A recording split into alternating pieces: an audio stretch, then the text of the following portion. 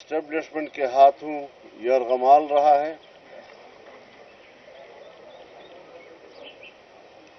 جمعیت Ulema Islam election commission کے اس بیان کو مسترد کرتی ہے جس میں انہوں نے الیکشن کو شفاف قرار دیا ہے. جمعیت علماء اسلام کی نظر میں پارلیمنٹ اپنی اہمیت کھو بیٹھا ہے اور جمہوریت اپنا مقدمہ ہار رہا ہے. لگتا ہے اب فیصلے ایوان میں نہیں میدان میں ہوں گے.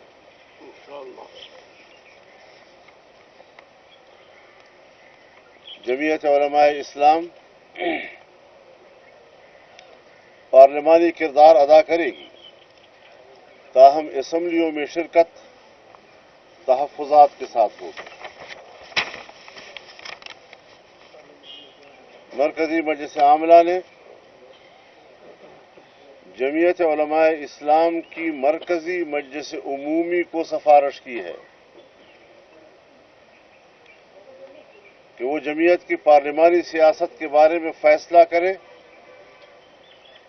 کہ جمعیت مستقل طور پر پارلیمانی سیاست سے دستبردار ہو اور عوامی جدوجہد کے ذریعے اسٹیبلشمنٹ کی مداخلت سے پاک ماحول میں عوام کی حقیقی نمائندگی کی حامل اسمبلیوں کے انتخاب کو ممکن بنایا جا سکے. اس سلسلے میں چاروں صوبائی مجالس عمومی کے اجلاس صوبوں کے مرکزی مقامات میں بلائے جائیں گے تاکہ مرکزی عاملہ کے فیصلوں کے بارے میں صوبوں کو بھی اعتماد میں لیا جا سکے. جمعیت علماء اسلام کو دھاندلی کے ذریعے شکست سے دوچار کرنے کی منصوبہ بندی اسلام دشمن عالمی قوتوں کے دباؤ سے ہوئی ہے، لیکن جمعیت علماء اسلام ایک نظریاتی قوت ہے. ملک کے داخلی نظام اور بین الاقوامی مسائل پر کسی مصلحت یا سمجھوتے کا شکار نہیں ہوگی اور وسیع مشاورت کے بعد ملک میں اپنے عظیم تر مقاصد کے لیے تحریک چلائیں گے. کارکن اپنی تاریخ کو اپنی قربانیوں سے تابندہ رکھنے کے عزم کے ساتھ تحریک میں اترنے کے لیے تیار رہیں. اگر اسٹیبلشمنٹ سمجھتی ہے کہ الیکشن شفاف ہوئے ہیں تو پھر اس کا معنی یہ ہے کہ فوج کا 9 مئی کا بیانیہ دفن ہو چکا ہے اور پھر قوم نے جیسے کہیں غداروں کو مینڈیٹ دیا ہے. الیکشن کے نتائج اس بات کا بھی واضح اشارہ دے رہے ہیں کہ کامیاب یا شکست خوردہ امیدواروں سے بڑی بڑی رشوتیں لی گئی ہیں اور بعض کو تو پیسے کے بدلے میں پوری کی پوری اسمبلیاں عطا کی گئی ہیں. اسی لیے میں مسلم لیگ نواز شریف کو دعوت دیتا ہوں کہ وہ آئیں اور ہم مل کر اپوزیشن میں بیٹھیں. آپ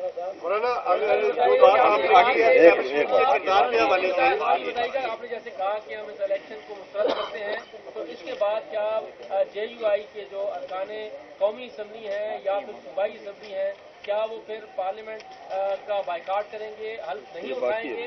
اور اس کے ساتھ ساتھ کیا اگر مسلم نون کا جس سے آپ مطالبہ کر رہے ہیں کہ وہ آپ کا دیکھیے پہلے بھی آپ کو معلوم ہے اس سوال سے خام خواب کر رہے ہیں، شوق ہے آپ کو. پہلے بھی آپ کو معلوم ہے ہم اسمبلی میں تو رہے لیکن باہر تحریک بھی چلتی رہی اور اپنے موقف بھی ہم دنیا کو دیتے رہے ہیں، تو اس میں کوئی تضاد نہیں ہے. اور مسلم لیگ جس امیدوں کے ساتھ میاں صاحب کو لے کر آئی تھی اور امید پاکستان کے نام سے ان کو جو ہجوم عطا کیا گیا ہے वो भी ज़रा उनको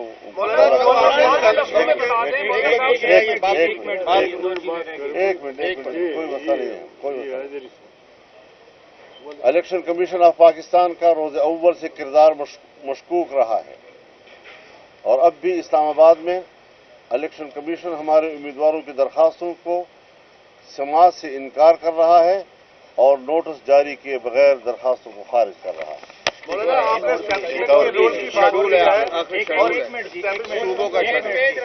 हम 22 फरवरी को यहाँ इस्लामाबाद में यहाँ की जनरल कौंसिल के साथ मीटिंग करेंगे।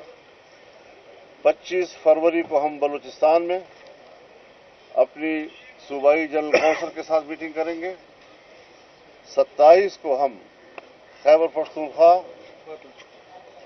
बशमूल फाटा के पेशावर में जनरल कौंसिल से मीटिंग करेंगे।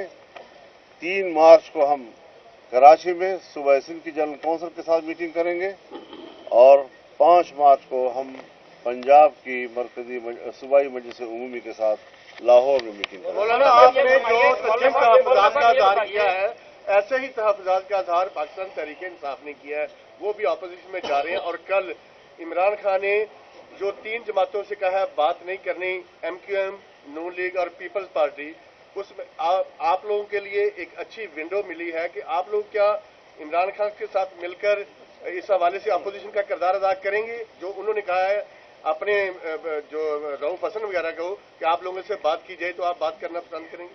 देखिए, PTI के साथ हमारे इख्तलाफात रहे हैं, कोई किसी से पोशीदा नहीं है, लेकिन ऐवान तो सबका होता है। हमें उनके जिस्मों से कोई झगड़ा नहीं है, उनके दिमागों से जरा झगड़ा है, वो ठीक हो जाएगा।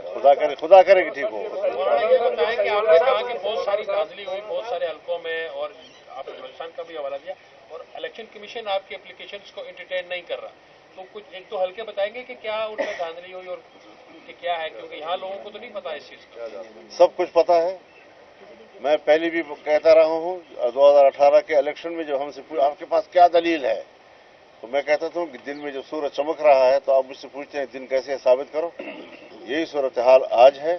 हजरत मुस्लिम लीग का वो उम्मीदवार जो महमूद खान अचकज़ई के मुकाबले में दस्तबरदार हो चुका था और वो दस्तबरदारी की हालत में घर में सोया हुआ था, उसको कहा आप जीत गए हैं।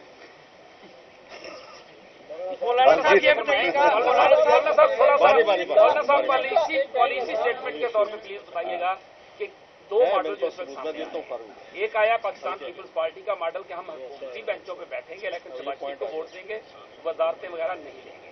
आपने कौन सा रास्ता इख्तियार किया? हमने ये रास्ता इख्तियार कर जो हमने बता दिया। हम कोई पीपल्स पार्टी और मुस्लिम लीग या किसी के ताबेदार नहीं है।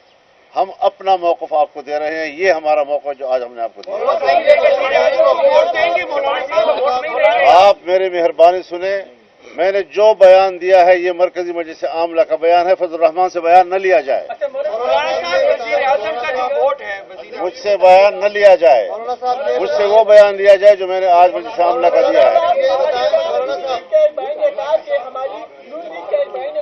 हमारी गल हो गई है, क्या आपको भी इस तरह की कोई चीज है? आपसे बात की गई थी इसलिए आपने घर में बंदों को दिए थे? आप हमने वाज़ेह तौर पर कह दिया है कि हम पार्लियामेंट में तहफ़्फ़ुज़ात के साथ जाएंगे, अपनी हैसियत में जाएंगे, जो हमारी पार्लिमानी हैसियत होगी अपनी आवाज़ वहाँ पर हम बयान करेंगे।